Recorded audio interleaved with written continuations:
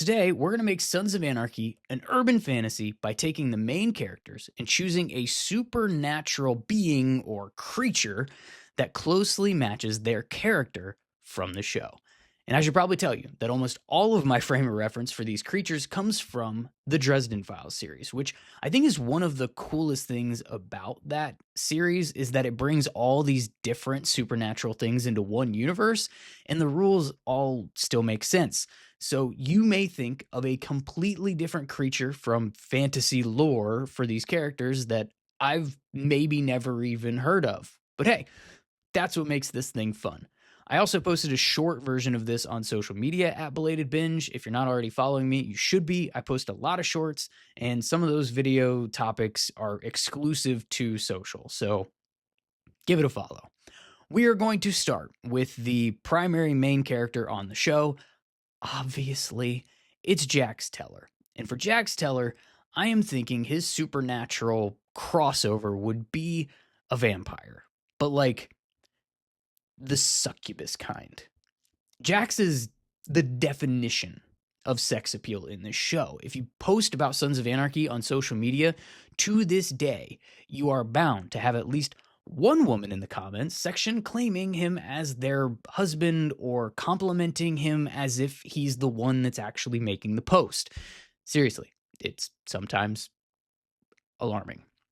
So for me, I immediately thought vampire, but not the kind that's like creepy brute force and bat-like, but the ones that are like incredibly attractive, whether that's a mask over their true like monstrous form or if they're just like human-like enough naturally that they look super hot, but also are super dangerous, using the art of seduction to get what they want. And I think that Jax Teller does this on the show, and it's super heavy in the first season where he literally like sleeps with a crow reader in exchange for her sleeping with Skeeter for the favor that they need from him in the morgue. I also think that he turns on the charm several times throughout the show when he needs to get someone, especially a female character, on his side for pretty much any reason. Even if he's not actually doing the do, he's making them comfortable in good ways and in bad ones. Think about how he plays Wendy to go to rehab, and the whole time he's also with Tara, and how he gets into her apartment to blast her with that speedball. Think about how he got Susie to tag along to Nevada, how he got Agent Stahl even to cut a deal with him in the club, how he was with Trinity, who ended up being his half sister, how he worked with Luann and with Ima, and even how he worked with Lila. Hell, even Venus. Like, he had a way with these women regardless of his motives, and he knew how to use it. Almost like it was a superpower, like a succubus. He was also ruthless, destructive, and capable of going on literal killing sprees, all while playing a manipulative long game inside of the chaos, like a vampire. The next character that we're going to do is Teller-Morrow. I initially thought that he was going to be a werewolf, and I could still kind of be pushed there, but I think there's something sympathetic to werewolves that is hard to assign to Clay, and I think that's going to come up a little bit more later. For now, I think Clay is pretty much just a selfish, destructive dude, and for that, I felt like a demon was more appropriate. Still super strong, but without the sympathy or the empathy. Nobody made him the way that he was. He just was. I know Opie and Jax both made the case at different points of the show that say that Clay is what the club made him, but I honestly don't buy that. Sure, he became what they made him as far as how much power he gained, how he wielded that power, the decisions he made, and ultimately how he craved that power along the way. But this was him long before he sat at the head of the table. Think about the Gemma storyline. Think about the Irish storyline with McGee. Think about the Piney storyline. This man was openly sleeping with his best friend's wife, who was conspiring to murder his best friend because he wanted A, not just to keep sleeping with the man's wife, but also to actually take the man's wife, to be with her, to marry her, to claim her as his own old lady, his property. And B, because he wanted the club to sell guns and dive deeper into the dangerous side of their business model as opposed to getting out of it like JT wanted. For selfish greed. This man also was capable of murdering a fellow member of the First Nine for making a decision behind the club's back for money. He pushed him off a roof. No vote, no democracy, just a choice made to murder him for his greedy choice. Then turn around and make a deal with a cartel behind the club's back for money and for greed, putting the whole club in danger for it. This man was capable of murdering another member, Piney, the man who brought him into the club in the first place, to hide his secret of killing JT from the club. Any man who is capable of all of these things, these selfish choices, is not a victim of anything. He's just a demon. So for Clay's right-hand man, Tig Trager, I don't think this needs a ton of explanation, to be honest. He is a ghoul. Ghouls are pretty messed up. And Tig is pretty messed up. And if there's a better supernatural creature to explain Tig's level of messed up, I've simply never heard of it. This dude is a killer, but not just a killer. He's a dirty work killer among killers. He's also a character that not only admitted to, but volunteered the information of sharing his pleasure from having sexual encounters with dead bodies. So, given that ghouls feed on the corpses and prey on the living, it's not that much of a leap to get to Tig.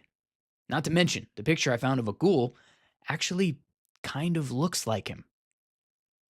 And that'll make the most sense for the video audience.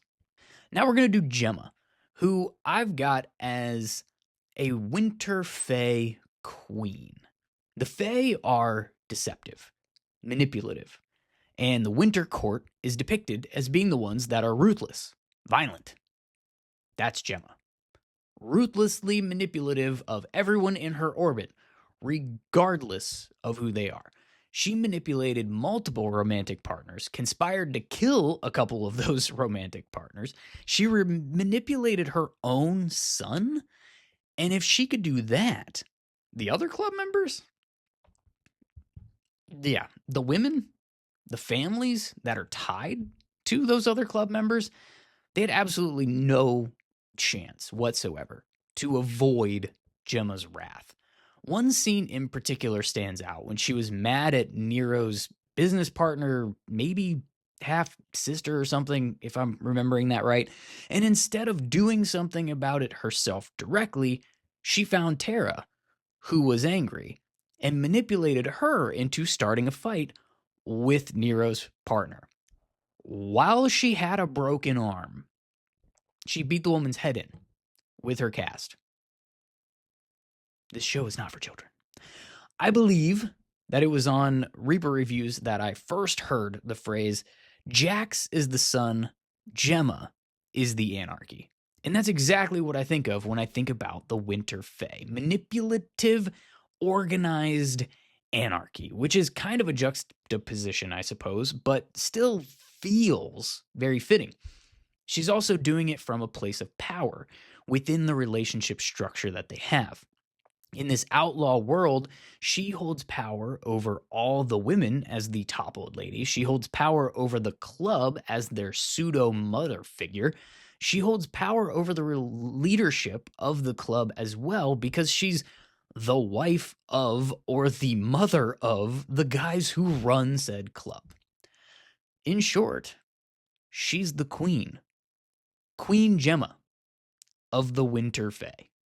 So then, if that's Gemma, if we look at Terra, Terra is the literal opposite of Gemma, but groomed to sort of become her heir apparent. And that's why I've got her as a summer fae, because she's coming at it from the opposite motivation as Gemma, where Gemma claimed that she did everything for her family.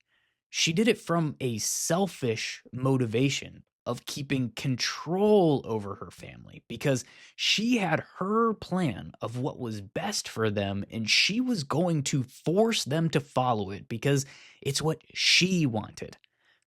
Tara came from a selfless motivation. She wanted to save her family, protect them. And where Gemma was ruthless, Tara was desperate. And even just in her actual career outside of the club, she was a surgeon. But not just a surgeon who specialized in saving babies. In the club, she saved them from bullet wounds, dog bites, knives, bombs, crashes. Yeah, you get it. She was a healer. And when I think healer in a supernatural, like urban fantasy setting, I think Summer Fae. The last character we're going to do today is Opie. And Opie is the reason that I realized that Clay was not a werewolf. Because Opie is. While werewolves are ridiculously strong and capable of being incredibly violent, generally speaking, their condition wasn't their choice. In a lot of werewolf lore, they're bitten and turned, making them actually a victim. Clay is definitely not a victim, but Opie is. Opie is one of the most tragic characters in the entire Sons of Anarchy show. He starts off having already gone to prison for the club, losing time with his wife and his children and making it difficult for them to adjust to just having him around suddenly. And then he basically loses them to the club when he gets back in order to try to get them out of the massive amount of debt that they compiled while he was locked up for the club. Then he literally loses his wife when Tig, the ghoul, kills her, thinking she's Opie himself. Then he loses his father when Clay kills him. And along the way, he loses himself, distancing himself from his children, distancing himself from his best friend, splitting from his second wife, Lila, who was always just an attempt for Opie to find himself again in the first place, and ultimately sacrificing himself for his best friend and for the club. He's the ultimate SAMCRO victim. Ruthless, yes. Violent, yes. But he could have been different. He could have been better if he hadn't kept losing everything he loved, like werewolves do when they're bitten. What do you think? Was this fun? Do you have ideas for more characters for Sons of Anarchy? What other shows, movies might this be a fun exercise to do? Let me know in the comments and subscribe on YouTube if you never want to miss an episode. And if you're listening on a podcast app, please rate this 5 stars. Don't forget about Patreon, where you can get bonus content and other cool perks too. Patreon.com/belatedbinge. And as always, thanks for hanging out with me on this episode of Belated Binge.